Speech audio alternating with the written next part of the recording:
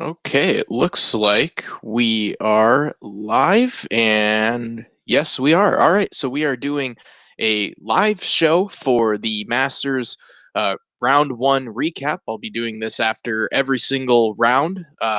So, really looking forward to this. Just going to put a post out here on X that we are live. That way, if people are interested in joining, they can. So just bear with me for a second.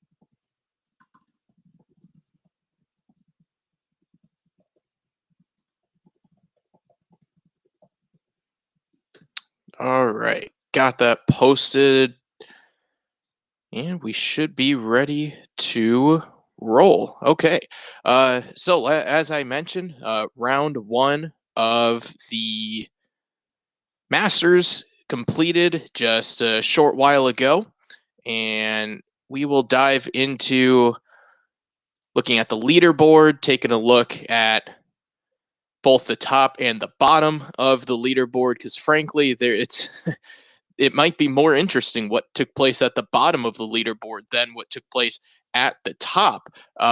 But either way, we'll take a look at that, take a look at some stats, and yeah, just do a pretty rock solid recap of what took place here at the Masters uh, today. So, taking a look at the leaderboard, standing atop is Justin Rose.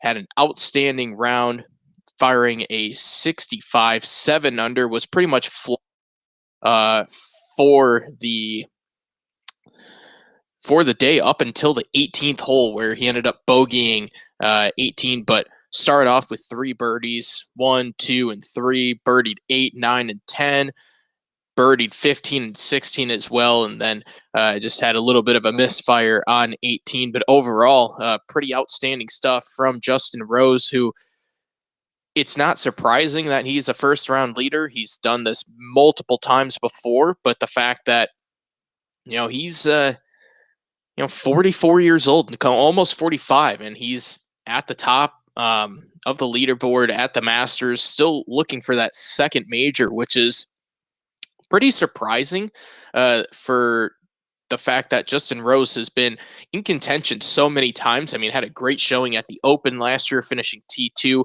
T6 at the PGA Championship last year. It's been a while since he's really put himself in contention at the Masters. Finished solo seventh in 2021. Of course, famously was in that playoff with Angel Cabrera or Adam Scott a while back. So yeah, I mean it's surprising that Rose hasn't just hasn't done better at the Masters. Had a T second in 2015, um, but yeah, I mean the fact that he's only won one major, 2013 U.S. Open, and that came down to the wire too, between him and Phil Mickelson and a slew of others that were in the mix during that that thriller of a final round, which is a really fun one to rewatch. The USGA does such a great job of putting those rounds up there. Same thing with the Masters too. But here's Justin Rose in the you know second nine of his career, certainly, and the fact that he has an opportunity now to take firm control of the Masters is a really big deal, especially for someone like him, where he can. And we've seen it time and time again. These older guys, they can hang around and compete and contend. Of course, Phil Mickelson in 2021 at Kiowa when he won the PGA Championship in his 50s, and Rose is playing really solid golf once again. And this is an opportunity now for Justin Rose to really bolster his career. And you look at the career of Rose and you think it could be a little disappointing, the fact that he only has one major, and a second would do a lot. Yeah, I mean, for him, it seems like he should be a two or three time major champion by this point in his career. But part of it is not being able to get it done when he's had those opportunities. Um, it'll be interesting to see how tomorrow goes for him, especially with such a blistering start of 1, 2, 3. It seemed like we saw a lot of guys playing 1, 2, and 3 pretty well. Taking a look at some stats on Data Golf, the second hold, par five, that played under par. Same thing with 3, 4 barely played over par. One uh, was a little bit over, but I mean, 2 and 3 are very gettable holes, and one, it's an interesting hole. You're pretty much playing for par there, and if you get birdie, only 10 birdies on the day, so you're really making hay if you're able to do that. So Rosie was able to get one of those 10 birdies, and 8, 9, 10. I mean, to birdie 10 is pretty impressive. I mean, that's the hardest hole on the back nine. Only 6 birdies that we saw today, and 6 doubles on 10. So, I mean, Justin Rose having himself a heck of a day and sees himself out in front. But before we get to that, man, Nick Dunlap had himself a rough go of it. Shot 90. And Nick Dunlap is a guy that burst onto the scene last year, winning as an amateur. Also was rookie of the year. Um, just had an incredible year. And since then, it's been a rough go. He is just really struggled, and I mean to shoot 90, and the fact is he didn't have any three putts either. Like, that's the part that probably is the most staggering. No three putts when he shot 90. It. I'm not going to say we saw it. I mean, we saw it coming with him being towards the bottom of the leaderboard. He's missed the cut the last 3 times he's teed it up, but no one would have conceived him shooting 90. That's just stunning stuff. And it was, he tripled 5, doubled 11, doubled 12, doubled 16, doubled 18, didn't record a single birdie on the day. That is about as surprising as anything that we saw today. I mean, there were some surprising things, but I mean, Nick Dunlap being 18 over par. I mean, to shoot 90, it's just a crazy thing to think of. And it also goes to show, I think, just how hard this game is. And it's a reminder that, like, the pros make it look easy, right? Like Justin Rose just cruising around 8 under for part of the day, and realistically could have shot 64. But a very casual, easy 65. No, it wasn't hard at all today for Rose. Whereas some players like Rory made it look really difficult, and others too. We'll talk about Rory in a little bit, but it's just a good reminder that it's hard to be very competitive and play very well, regardless of what professional tour you're on, whether it's the PGA Tour, Live, DP World Tour, even some of the lower tours below that, Corn Ferry Tour. It's hard to play well so consistently. It's easy to catch lightning in a bottle for a week, maybe 2, or for a month, or even get hot for a year. But I mean, look at a guy like Max Homa, who has had like a 2 or 3 year run and is starting to get cold, and is one of the guys on the range that's hitting as many range balls as anyone because they're trying to find it still. And Nick Dunlap, man, you got to give him credit though for not withdrawing. A lot of guys would have withdrew and said, "Oh, my back hurts." That's whenever someone says their back hurts and they're like 7 over, their back doesn't hurt. They just don't want to embarrass themselves anymore. So credit to Nick Dunlap for sticking it out. I mean, he could have very easily just packed it in, called it quits, but he didn't. Hopefully he comes back and finds something for tomorrow. This reminds me a lot of the Ian Baker Finch story from the 90s in the Open Championship, where IBF,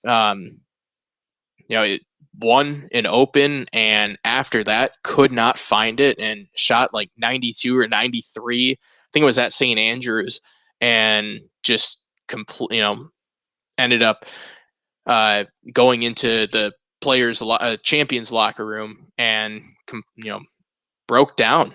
Was just in tears because it was one of the most embarrassing moments of his life, and that was a really difficult round for him. So it reminds me of something similar to that story, where it's so bad that it's you don't laugh at it. You feel really bad for Nick Dunlap, and he's a young player that certainly has brighter days ahead of him, and should be coming back to the Masters pretty routinely with the talent that he has. Um, and it's hard though. He had that streak last year where things were going so well. In the blink of an eye, it can go sour and go south pretty quick. But that's did was not expecting to see 90 on the scoreboard from anyone this week. Um, Also towards the bottom, Russ Henley. That's pretty shocking to see him at 7 over. Second to last. Sepp Straka, he shot 6 over. Adam Scott with 5 over. Um, some pretty shocking numbers there. Laurie Cantor got to 2 under at one point, and that was looking like, oh, that could be an interesting story. Laurie Cantor, in the red numbers, could he be a guy that hangs around, maybe gets a top 10, ends up coming back next year, but completely ejected on the back nine. It really started on 9 with a double, but ends up at 5 over there. So yeah, the bottom of the leaderboard, there are some interesting names down there for sure. But just want to talk a little bit about Dunlap. Just it's shocking to see it. I mean, I'm looking at the leaderboard, and I still can't believe the fact that it shows 90. It's shocking to see that stuff, but it happens, and it goes to show how hard it is to play under pressure at these major championships, and it gives I think more respect to those champions, what they're enduring for those 4 days. Even though, yeah, it's catching lightning in a bottle. Sometimes it can be for those players like Todd Hamilton or Ben Curtis or others, but you still have to do it. You still have to execute. You still have to perform. And we've seen so many guys collapse at the very end when they need it at their most. And it's also a nice reminder to the amateurs out there that it's not that easy. No one's breaking 90 unless you are a very, very, very good golfer. You're just not at the Masters, and certainly with the crowd too.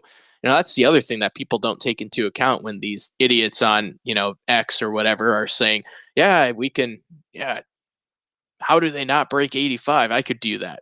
No, you can't. No, you can't. Not at that course. And most of those people have never been to Augusta that think they can break 85 on their first try in front of a crowd. No way. You'd be lucky to shoot double digits. But anyway, so Rose clearing the field by 3. Then you have a trio at 4 under. Corey Conners, Scotty Scheffler, and Ludwig Oberg.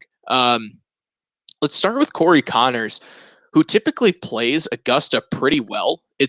He's one of these guys that it's not surprising that he's playing well here. It seems like this course really fits his eye. And once again, Corey Conners had a rough showing last year, T38 at the Masters, missed the cut in 2023, but T6 in 2022, T8 in 2021, T10 in 2020.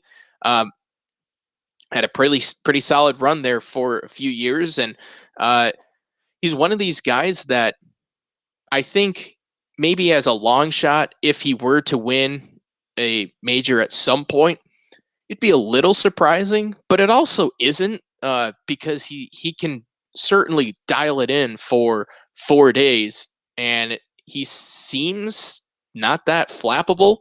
But being under major pressure, first page of the leaderboard, one of the last pairings, should he get to that point, that's the real test, and we'll find that out if he's able to get there for this weekend. But good round for Corey Conners, putting himself in prime real estate.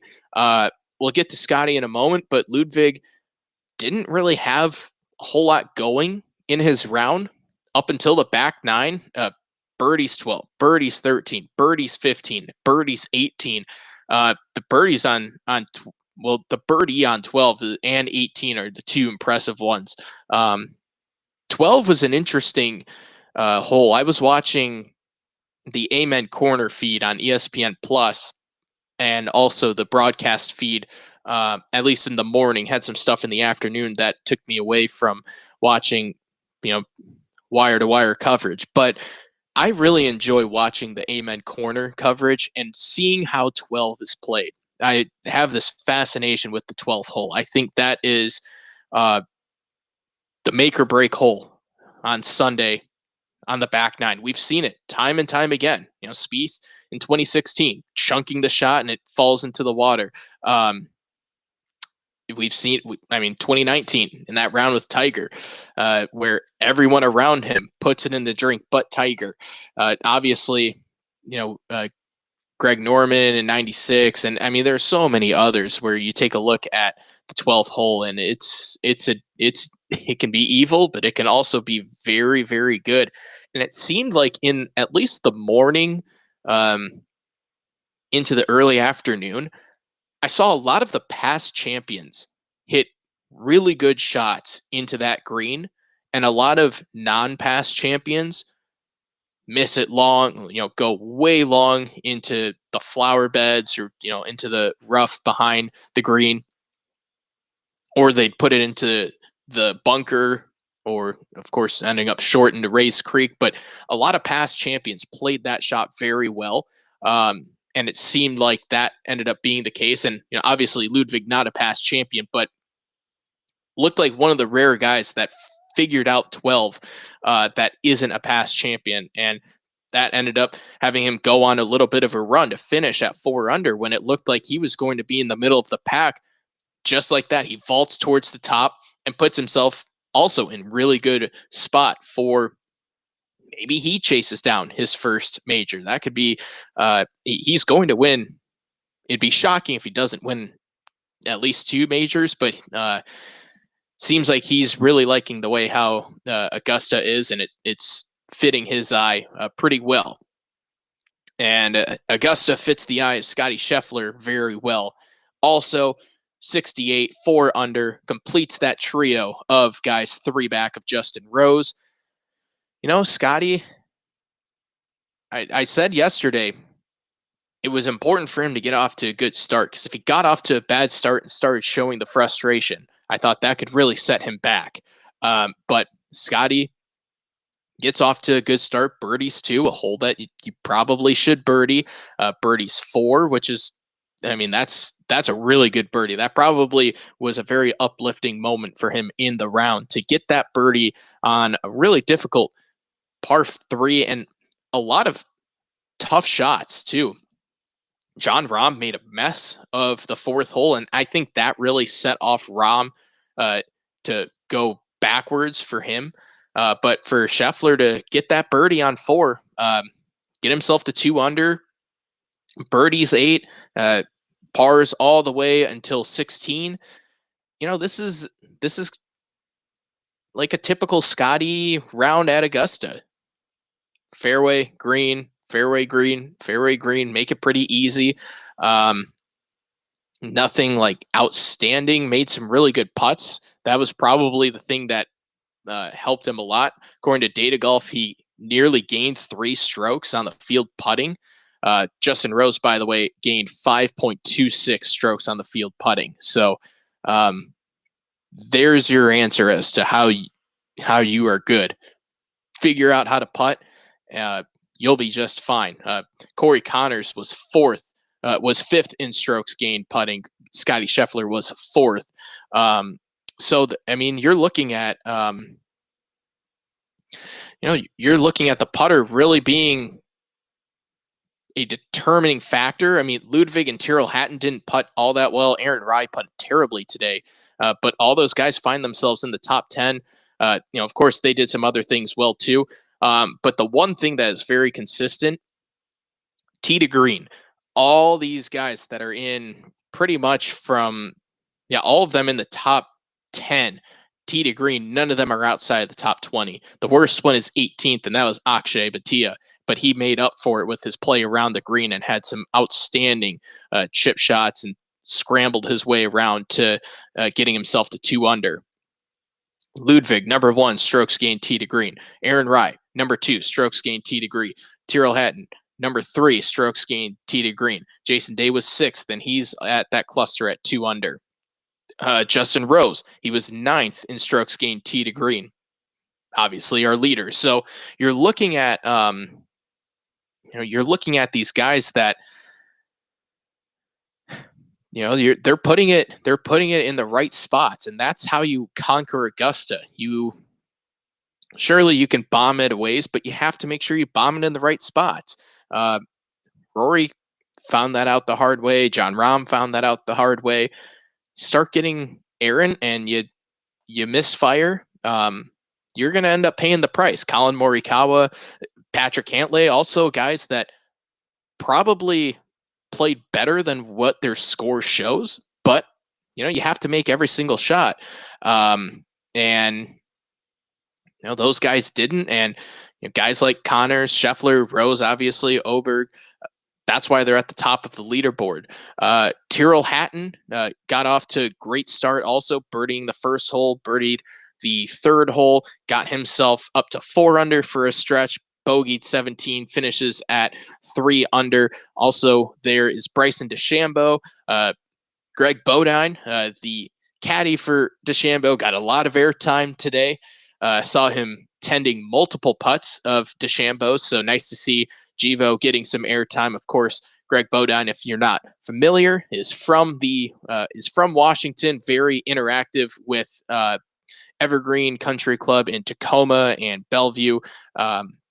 Really helping out youth golfers there, and Greg does so much for the golfing community in our area. So just wanted to shout out Greg for that. But I mean, outstanding round by DeChambeau, where it didn't seem like he had his best stuff, but it felt like he had enough, and there's a lot more in the tank for DeChambeau moving forward. So, I mean, him and Tyrrell Hatton, prime, I think they're also in prime position. Pretty big cluster there at 2 under. Aaron Rai, Harris English, Jason Day, Akshay Bhatia, and then it seems like half the field is at 1 under. Some of the names that will stand out, Victor Hovland, good to see him at 1 under after he was 2 over on the first 9. And with the way how he's been playing and talking about how he's lost and he doesn't really know where his game is at, comes back and has a really nice second 9, gets himself to 1 under for the championship. Matthew Fitzpatrick was impressive today. Shane Lowry at -1. How about Bubba Watson, another former champion, playing well? But I think the one that stands out is Fred Couples. I mean, what more can you say about this guy? All he does is fire off these 71, 70s at the Masters. And so he ended up with probably the shot of the day where he holed out on the 14th hole.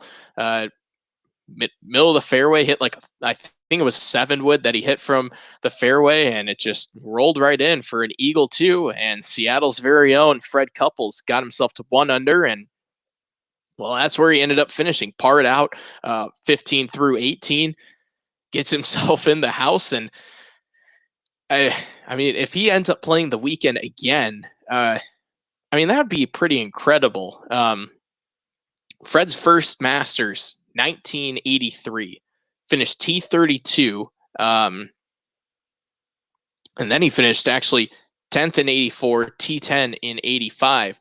But 1983, Seve Ballesteros won the Masters that year over Ben Crenshaw, Tom Kite, Raymond Floyd, Tom Watson, Hale Irwin, Craig Stadler, Laney Watkins was inside the top 10 as well. I mean, those are some pretty cool names that he was up there with. And the fact that That was the first Masters that he played in, and still in the year 2025, not just competing at the Masters, under par. And the game has changed so much. I mean, the course alone has changed so much, let alone the game as a whole.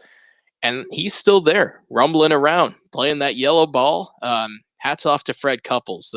Be really cool to see him make the cut. And I said it yesterday.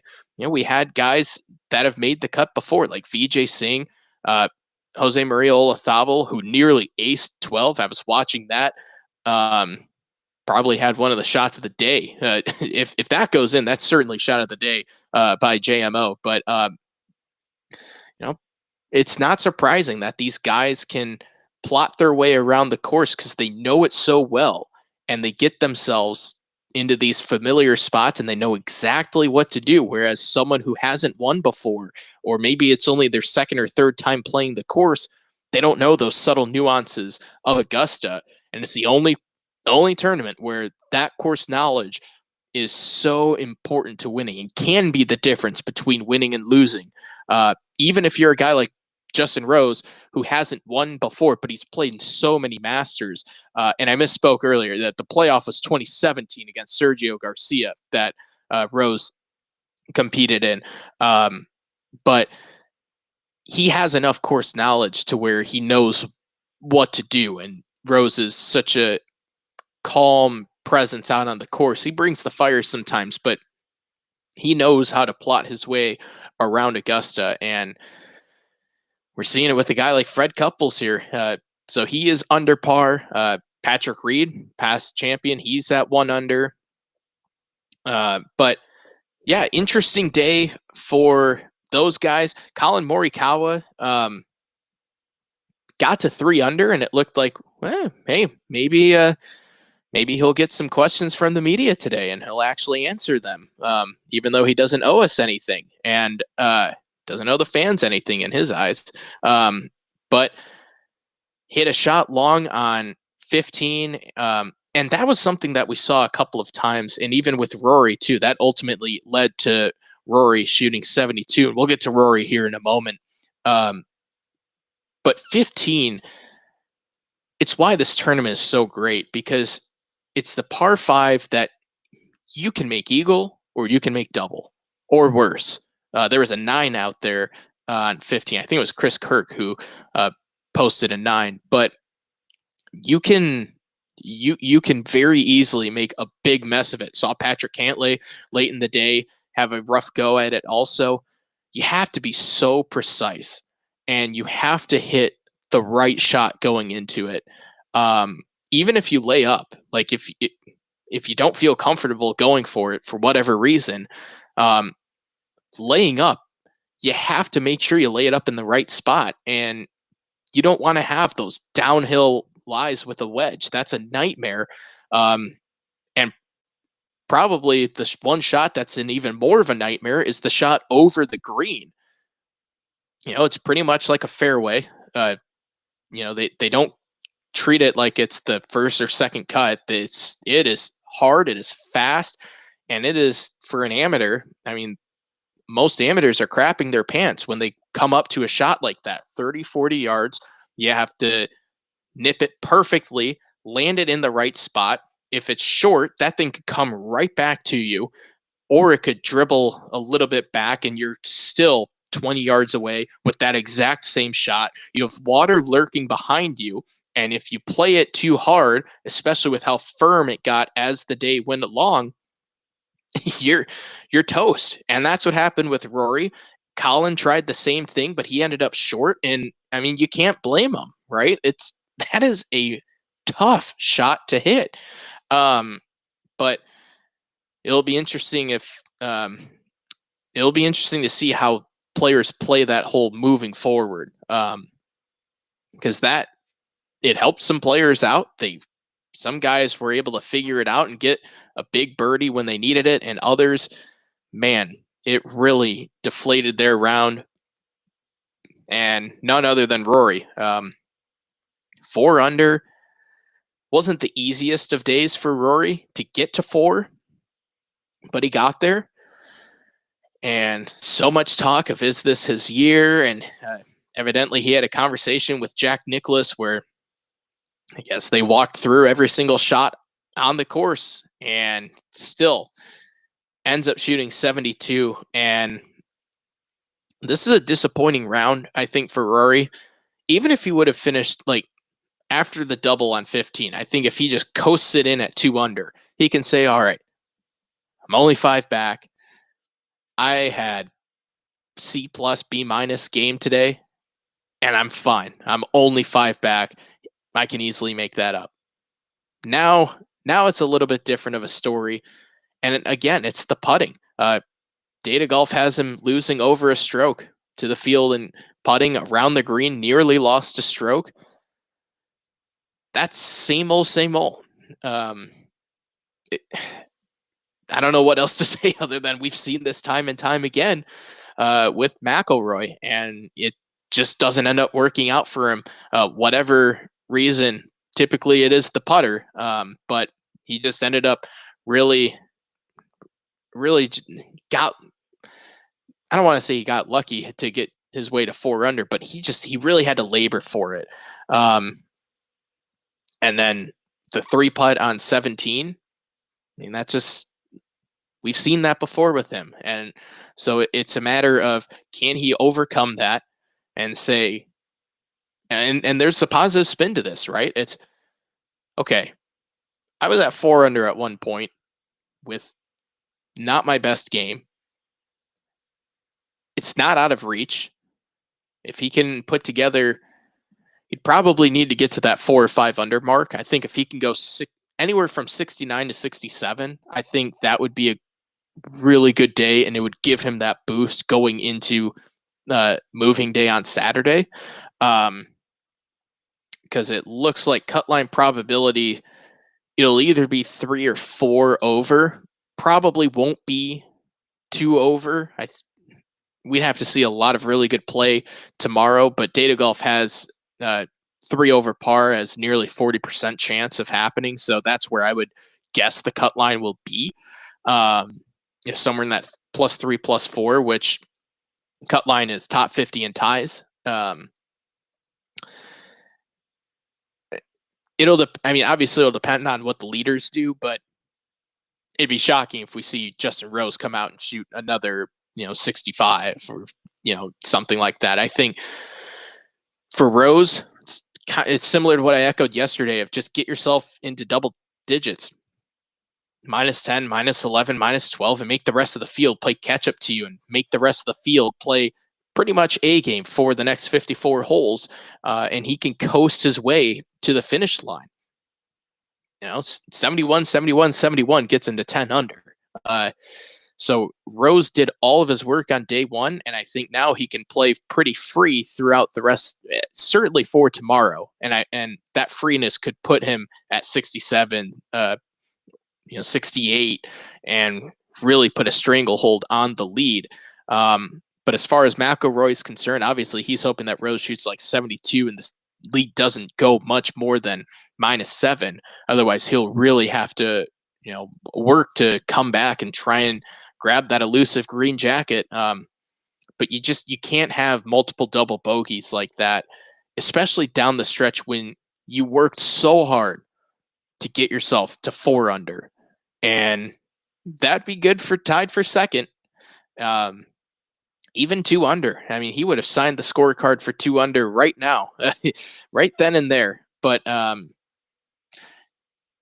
that's the beauty of Augusta, right? That's why this is such a challenging and demanding course. You have to be on every single shot, because the second you lift your foot off the gas pedal, it's going to take over and it's going to take advantage of you. And it certainly did for McIlroy. Let's see. My Masters pick of Justin Thomas. Wow, he was spraying it all over the place today. Really not a good round from JT. Ends up shooting a 73, 1 over par. Talk about having your work cut out for you. That unlikely. He ends up putting on the green jacket. I think it's fair enough to say that. But 8 shots back, I think the guys at +1, some of the notables: Justin Thomas, Jordan Spieth, uh, Xander Schauffele, Hideki Matsuyama, Tommy Fleetwood, Sam Burns. I think that's probably the edge if you want to play the how far back is too far back game. I'd probably put it right at that one over, because what I mentioned with Rory, get yourself a 67 if you're at +1. Okay, that's 5 under par. You're sitting at 4 under for the championship going into the weekend. You're probably feeling like, okay, maybe you found something. But anything past that, that's you're asking the leader to really, and not just Rose, right? You're asking second place as well to have a step back, which I don't think is going to happen.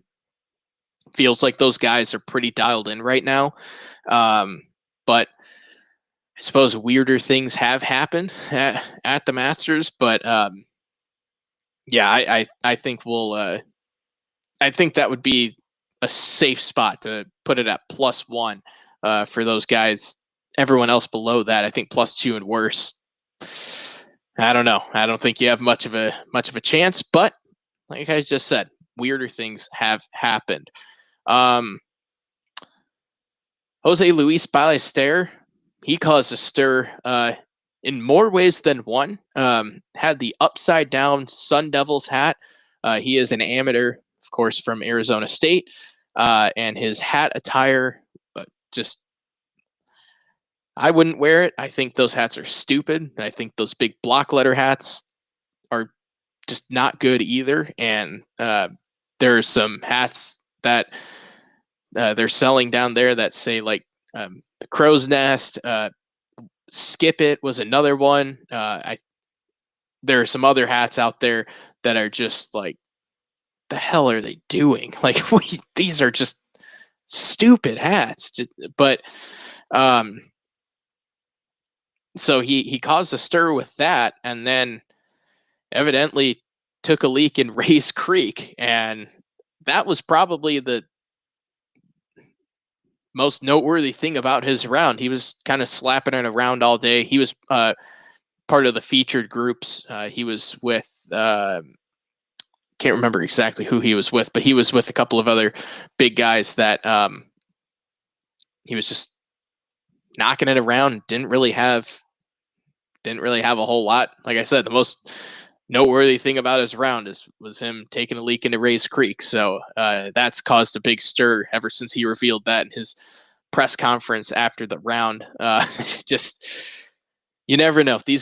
Golf always delivers some wacky headlines and storylines, and that's certainly one of them that you didn't think would be talked about after the round. But yeah, just interesting hat choice from Ballester, the amateur. Low am right now. While we're speaking of the amateurs, let's see. Just had it a moment ago. There he is. Hiroshi Tai from Singapore. He won the 2024 NCAA D1 Men's National Championship. He was at Georgia Tech. That's where he won the championship there.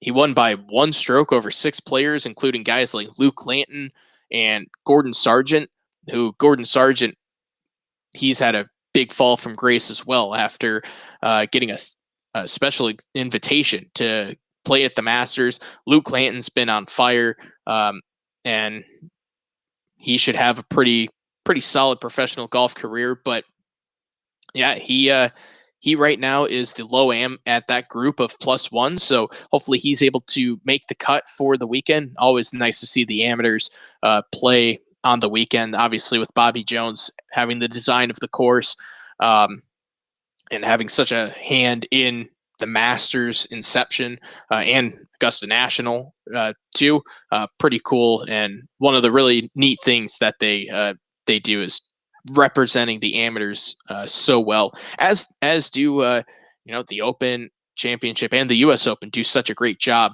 of highlighting those amateurs. And obviously, with the PGA Championship, there's no amateurs, but they do it in their own way with the PGA of America, teaching professionals being able to play, and that's where you get stories like Michael Block. Aaron Rai, talked about him at 2 under. I mean, he was at 4 under through 8, birdie 2 and 3, 7 and 8, and then he got to Amen Corner, and Amen Corner got him. Bogeyed 11, bogeyed 12, bogeyed 13. Ended up bouncing back with a pair of birdies on 15 and 17. Sandwiched in between there was a bogey on 16. But he was looking, he was one of those guys early in the round, top of the leaderboard, looking like maybe he could be a guy that is first round leader, but just goes to show how tough that stretch of golf is. And it's why I always enjoy watching that part of the course, because that makes or breaks your round. First round or final round, whether the pressure is at its highest on Sunday or not at its highest Thursday, Friday, Saturday. That could make or break your championship, for that matter. You could miss the cut, or you could put yourself out of it too much by playing that stretch of golf poorly every single day, or just for a couple of rounds. Maybe you figure it out too late. Just goes to show more of the significance of playing Amen Corner just at even. That's fine. And then if you can take advantage of other spots on the course, the 11th, 4 birdies on the day on 11, 16 on 12, but with it being the par 3, that's not surprising. You had 13 bogeys, 5 doubles or worse on 12, and then 13 you saw a pair of eagles, 27 birdies, and players really taking advantage of that, but did see some bogeys and doubles as well. It certainly stymied some players with the pin in the front. And I guess I'll talk about that hole really quick, because I thought there were some interesting shots where some guys just put it right snug. I mean, there were some guys that had really, really good shots into the 13th, and I was amazed at how quick they were able to get the ball to stop from so far away on that firm of greens, where they had it in that front left spot.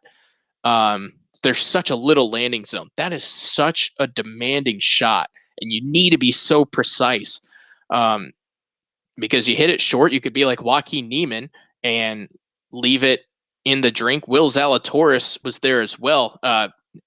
That's actually the next thing in my notes, was that Zalatoris, I mean, he hit a home run on 13, and I'm not sure that ball landed yet. I mean, he blasted one over because he tried to hit it from he wasn't in the water. He was on like the rocks, and he was like, well, let's give it a go, and just sent it a mile. But that's what can happen on that hole.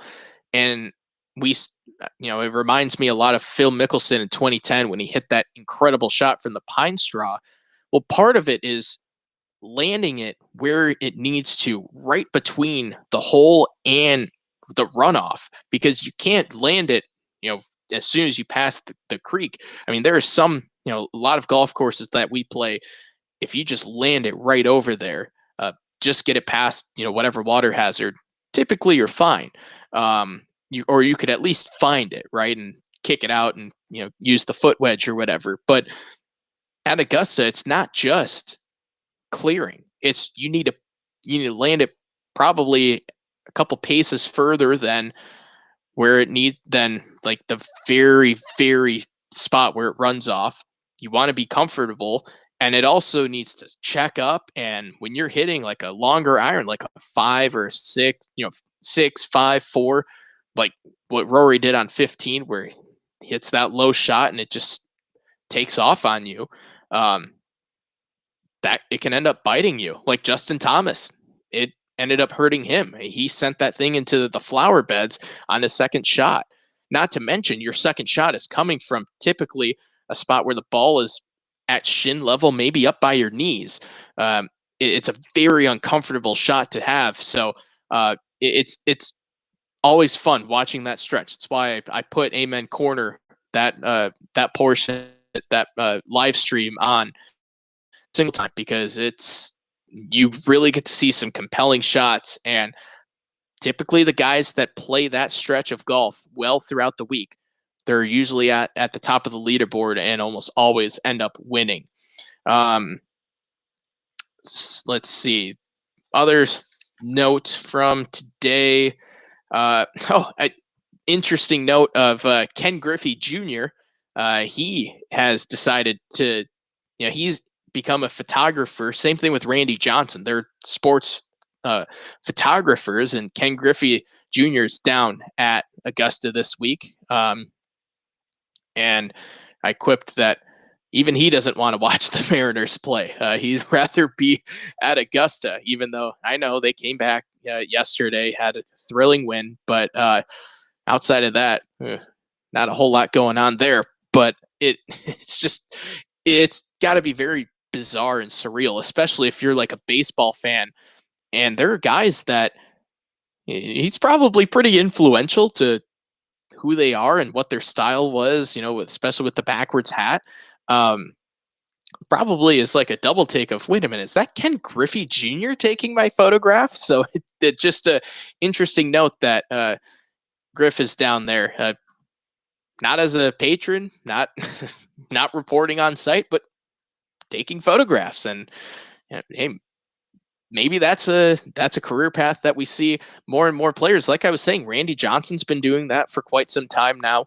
Last handful of years, Randy Johnson's been a photographer photographing all kinds of sporting events. Who knows? Maybe that's the new profession that these ex-pro athletes do.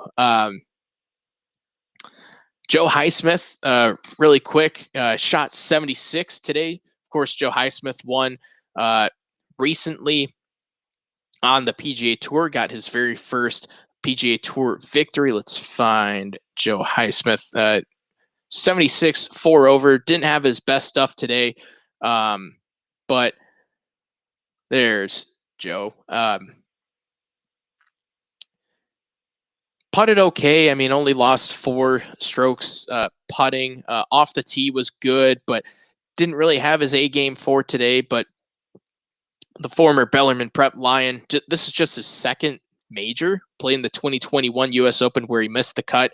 First time at Augusta, won the Cognizant Classic last month. And so it's just cool to see another connection to not just the Pacific Northwest, but Washington and the former Bellarmine Prep Lion, right around where the cut line could be. Like I said, top 50 in ties make the cut. Right now, it's T51 at +2. But as I said, Data Golf is predicting +3, maybe +4 is the cut. So if Joe can maybe fire a 70, get himself to the weekend, that'd be a hell of a story to have, at least for us out here, a guy to root for into the weekend. So hats off to Joe Highsmith. Hopefully he's able to get himself into the weekend, but surely having a really great time, especially when it's your first time there, soaking it all up. And there was just, it's so different, right? It's unlike anything that he's ever played. So, like I said, congratulations just to make it there. And hopefully he puts on a good show tomorrow and gets himself into the weekend. That'd be really neat to see. One other thing that I wanted to look at, not a lot of difference scoring wise overall between the waves. Morning, Data Golf has it at plus 1.62 for the morning. In the afternoon, plus 1.56. But you look at the front nine, players were playing that just barely over par at 0.19 in the morning wave. In the afternoon wave, about half a stroke over par, 0.54. Big difference there. Whereas you get to the back nine, almost 1.5 strokes over par. Morning wave played it 1 stroke over par. The afternoon wave played it. So, and it's interesting because some of the bigger moments like Rory and Patrick Cantlay came on the back nine where they struggled, where it seemed like a lot of the field was making up some ground. Interesting dynamic there. And it looked like 16 played a little bit harder in the afternoon as opposed to in the morning. That's really the big difference. 7 played harder in the afternoon than the morning. But yeah, that's really about it. Nothing too drastic. 5 is just an animal. That's the hardest hole in the course, playing almost half a stroke over par. Only 2 birdies we saw in the 5th hole. And I wrote about this earlier in the week. EliSportsNetwork.com is where you can read this at. I was just tinkering around. Should they go back to the old routing? For those who don't know, Augusta started out with the nines flipped. So the first 9 used to be the second 9 used to be the first 9. I mean, this stretch of holes that you'd finish on 5, 6, 7, 8, 9, with the opportunity to go eagle on 8, birdie 9. 7 is not the easiest holes, playing 0.2 strokes over par, but 6 is a birdie hole, and then 5 is an absolute monster. Just an interesting thought of what if, and you could easily shoot 30 or 31 on either 9. You could certainly do that if the first 9 were the second 9, with the way how 2 is, it's gettable. It's the second easiest hole on the course. 8 is the easiest hole on the course. 34 birdies on 8, 30 birdies on 2 plus an eagle. 28 birdies on 3, which is the third easiest hole on the course. But then you have some of the harder holes on the course there. It's just an interesting idea that I floated out there. Ultimately, I do love the routing of the course as it is. Maybe for like the 100th edition or the 100th year of the Masters, they could flip the 9s and maybe throw a wrench into the way how things are played, and that could certainly make things a little more challenging, especially because then you might take out, or it might make having the course knowledge that much more important. But that is about it for round 1 on the recap. Don't really have anything else of noteworthy. Again, at the top of the leaderboard, Justin Rose, 7 under, Corey Connors, Scotty Scheffler, Ludwig Oberg, all at 4 under. In second, Tyrrell Hatton and Bryson DeChambeau, they stand at 3 under. T5, T7 is Aaron Rai, Harris English, Jason Day, Akshay Bhatia at 2 under. Didn't talk a lot about Day and English, but it is certainly an interesting group there at 2 under. And then, I mean, like I said, almost half the field is at T11 at 1 under. 16 players currently at 1 under par, and then a big group as well, 11 of them at even par. Looks like we're going to have another jam-packed leaderboard towards the top. A lot of heavy hitters up there, a mixture of some guys that aren't there all the time. It's good to see Jason Day, who looked like he was going to be one of those guys to get a green jacket, but fell off for a while. Coming back, it's interesting. And I mean, Fred Couples, I mean, the fact that he is T11 right now, Fred Couples at age 65, who knows? Boy, weirder things have happened, but would be really cool to see him not just make the cut, but be perhaps teeing off on Saturday with the later tee time. But that's going to do it for a recap of round 1 at the Masters. Thank you very much for tuning in. We're hoping that, again, like I said yesterday, if you didn't watch the Masters preview, hoping that we can do more of these moving forward for rounds 2, 3, and 4. That'll depend on if our baby comes or not. But either way, thanks again for watching. Look forward to doing more content like this throughout the week, and we will see you next time. Hope you have a great and safe evening and enjoy round 2. We'll be back at it again tomorrow.